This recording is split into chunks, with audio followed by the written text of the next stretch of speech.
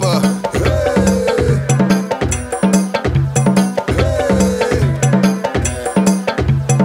yor mani mu lew ñu suñu liggéey yor lu bëri te wu jeex sax fi gàccal ba ñuy bay muy neex teral la sa xol feex sa fonte kóllëre baax ak mani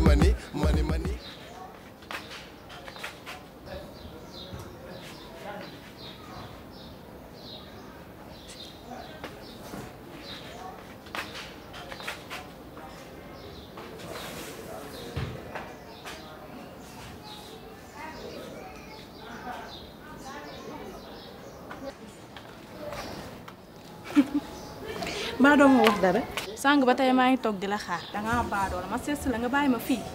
ay ma chérie bul wax loolu sama copain bi nekk Italie moom laa doon waxal mu may bëgg a rey bébé mbaa mbaraanoo ma bébé foo nekk ñu ne maa dama sonn si moom.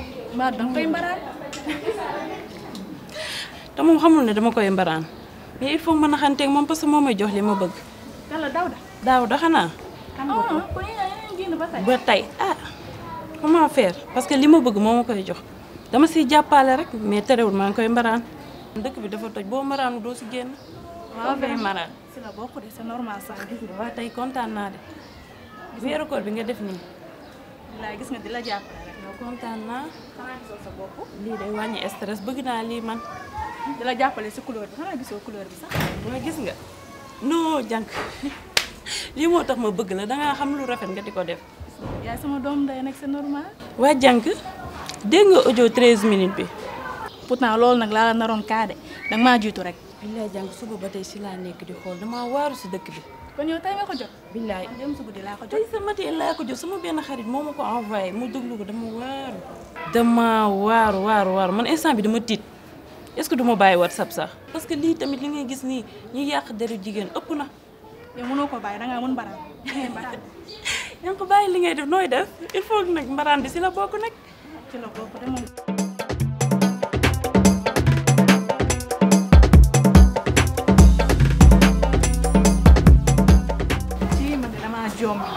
instant bii de jànk moytu rek. xoolal gan boo ñëwee kër jàmbur da ngaa dee.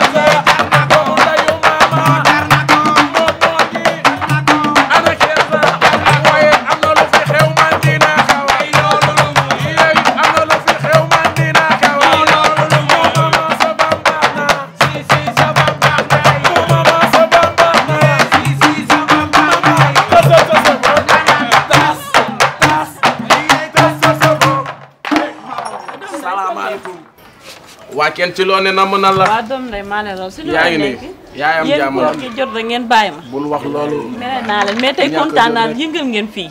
waa doom ndey.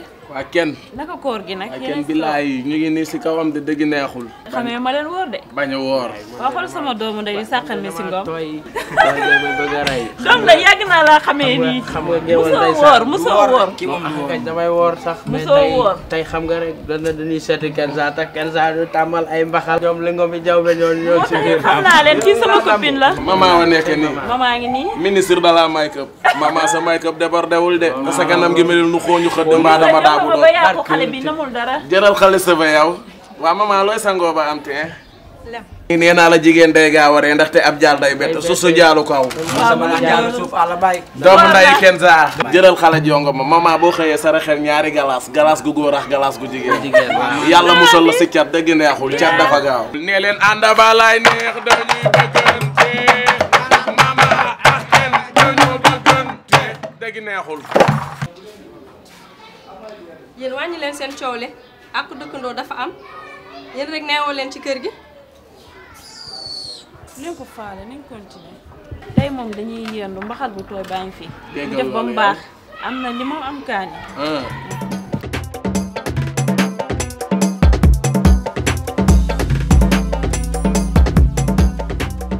Kenza de looy féete looy féete Kenza looy féete man doo ko mën ko mën ku ko mënaat ku ko mën ni nga koy defee xoolal B C nga def ko wala Kenza ana Kenza waaye doy na waaye rek leen ak seen asa bombe yi waay bombe jëm fan Kenza toog leen.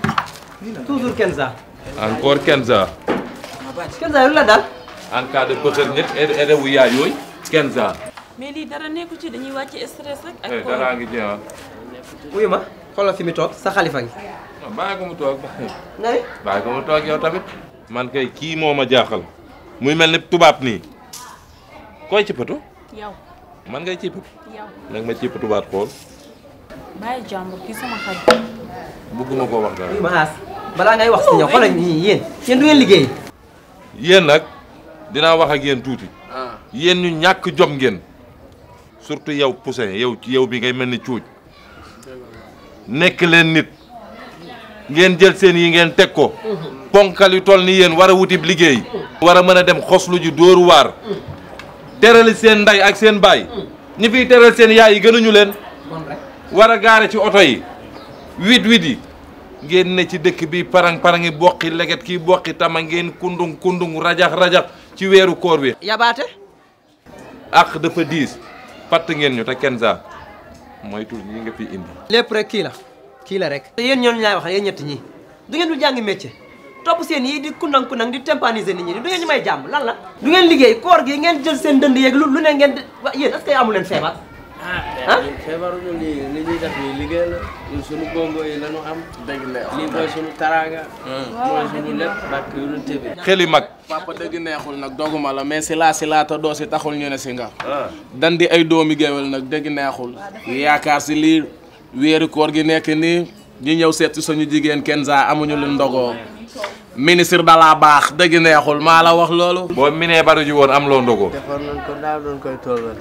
chaque année da ngeen koy def maa la wax loolu. wax nga léegi ni dëggay dëgg bala ngaa xam ne dëggay dëgg ñu dëgg la ak ay crampon déggal loolu ñun sàcc ñu agressé ñu defuñu lu ñaaw suñu bongo yi lan am waa kenn yow sa ñaar ñii sax ñooy kan yow looy laaj ci nu ma tudd kii mooy papa As kii mooy papa Fodé. nii leen As daal ma way ko bu ma way de xoolal way ko si kaw taa bu ma way ya bul kontur taa yaa ngi may tooñ ma way ko doomu nday Fodé As lay doon wala da ngay tàgg